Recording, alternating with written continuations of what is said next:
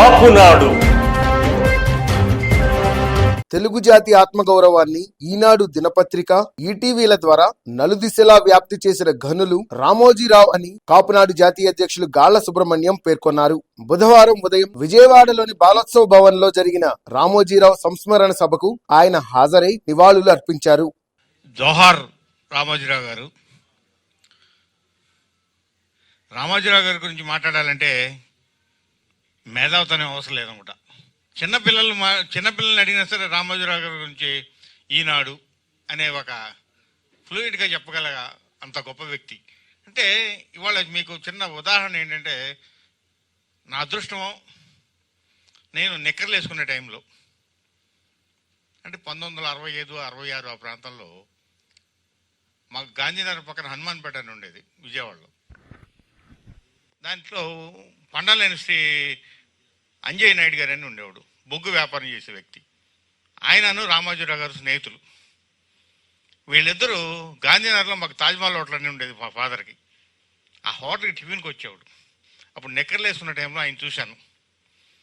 అంటే రామోజీరావు గారితో మీ అందరికంటే ముందు నాకు పరిచయం ఉందని చెప్పి గొప్పగా చెప్పుకోవచ్చు, కానీ పరిచయం అంటే ముందు నేను చూశాను దూరం నుంచి రామోజీరావు గారిని, అంతే తప్ప వేరే ఏది కాదు. అలాంటి గొప్ప వ్యక్తి. ఇవాళ మోడీ వేసుకునే బట్టలు రేట్ ఎంత, రామోజీరావు గారి బట్టలు వేసుకున్న రేట్ ఎంత? రామోజీరావు గారి బట్టలు 1000 రూపాయల లోపే ఉంటాయేమో ఆయన వేసుకునే బట్టలు, వైట్ అండ్ వైట్ సింపుల్గా. మోడీ గారు వేసుకునే బట్టలు దాదాపు 14,000, 15,000 ఆయన వేసుకునే జత. అంటే ఎంత గొప్ప వ్యక్తి అయిన సీదా సాదా స్థానం అనేది రామోజీరావు గారి దగ్గర మనం నేర్చుకోవాల్సిన విషయం. అలాగే ఆయన మార్కెటింగ్ విషయంలో కూడా, నేను ఈనాడు వైజాగ్లో ఉండే టైంలో, వైజాగ్లో అప్పుడు ఈ బాక్సింగ్ నేవీ సిస్టంలో బాక్సింగ్ కాంపిటీషన్స్ ఎక్కువ జరుగుతుండేవి. అక్కడ గొడవలు కూడా అదే రకంగా జరుగుతుండేవి. దాంతో అక్కడ ఆయన పబ్లిసిటీ ఎలా జరిగిందంటే, మౌత్ పబ్లిసిటీ ఎక్కువ. ఏ ప్రాంతంలో ఏ చిన్న గొడవ జరిగినా సరే, ఈనాడులో ఇస్తాం జాగ్రత్త అనే ఒక వరసను తీసుకొచ్చి ప్రతి చిన్న సంఘటన పేపర్లో ఎక్కించి మన గొప్ప మార్కెటింగ్ తెలిసిన వ్యూహకర్త. కాబట్టి రామోజీరావు గారి గురించి ఎంత చెప్పినా మనం మాట్లాడుకున్నా, ఆయన చరిత్రను పాఠ్యాంశాల్లో పెట్టించే పనిని ఈ సభ చేయిస్తే బాగుంటుందని చెప్పి అందుకని ఆ తీర్మానం చేయాలని కోరుకుంటూ సెలవు తీసుకున్నాను. Thank you. అవనిగడ్డ జనసేన శాసనసభ్యులు మండలి బుద్ధప్రసాద్ మాట్లాడుతూ, తెలుగు భాష పరిరక్షణకు, పత్రికారంగ అభివృద్ధికి రామోజీరావు గారు చేసిన కృషి అనిర్వచనీయమని అన్నారు.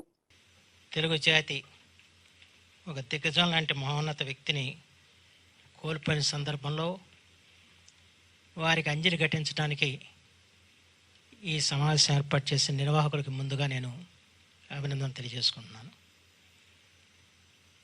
తెలుగు జాతిలో ఉన్న పెద్ద అవలక్షణం ఏంటంటే, మన జాతిలో పుట్టిన మహనీయుల్ని మనం గుర్తించకపోవటం, గౌరవించుకోకపోవటం, వాళ్ళ ప్రఖ్యాతిని చాటకపోవటం.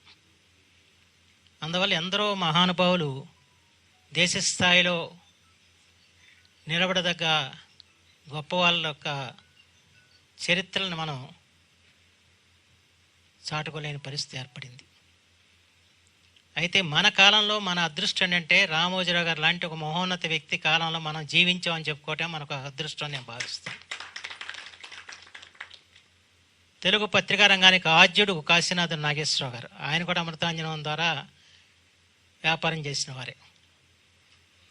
కానీ ఆంధ్రపత్రిక ఆ రోజున జాతీయోద్యమాన్ని ఏ విధంగా బలపరిచిందో, ఆ తర్వాత పత్రికా రంగంలో ఒక పెనుమార్పులు తీసుకొచ్చిన మహోన్నత వ్యక్తి మాత్రం రామోజీరావు గారు అని చెప్పక తప్పదు.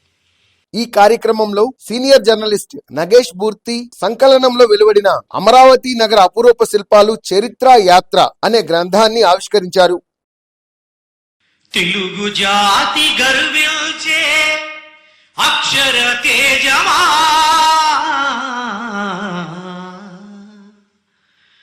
తెలుగు వెలుగు లోకాన మరపురాని రూపమా. ఆంధ్రప్రదేశ్ ప్రొఫెషనల్ ఫోరం అధ్యక్షుడు నేతి మహేశ్వరరావు ఆధ్వర్యంలో జరిగిన ఈ కార్యక్రమంలో తెలుగుదేశం పార్టీ నాయకులు గొట్టిపాటి రామకృష్ణ, సిపిఐ ప్రధాన కార్యదర్శి రామకృష్ణ, సిపిఎం కార్యనిర్వాహక సభ్యుడు వైవి రావు, జన చైతన్య వేదిక అధ్యక్షుడు లక్ష్మణరెడ్డి, సామాజిక రాజకీయ విశ్లేషకుడు లక్ష్మీనారాయణ, దళిత బహుజన ఫ్రంట్ జాతీయ అధ్యక్షుడు కొరివి వినయ్ కుమార్ తదితరులు పాల్గొన్నారు.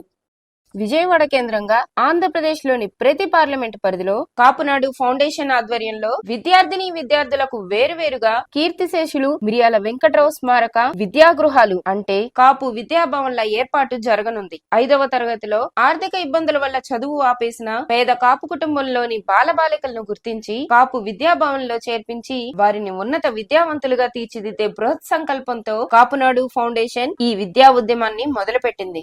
మన సామాజిక వర్గ భవిష్యత్ తరాల్ని విద్యార్థులుగా తీర్చిదిద్దేందుకు మీరు ఈ ఉద్యమంలో పాలు పంచుకోండి. కాపు విద్యాభవన్ ని సందర్శించి తగిన సూచనలు సలహాలను తెలియచేయండి. యావత్ కాపు సమాజానికి కాపునాడు ఫౌండేషన్ తరఫున ఇదే మా ఆహ్వానం. సమాచారం సహకారం అన్న నినాదంతో కాపు సమాజ అభివృద్ధిలో మీరు భాగస్వాములు కండి. కాపునాడులో సభ్యులుగా చేరండి, చేర్పించండి. Please visit www.kapunaduindia.com. Read Kapunadu Monthly Magazine.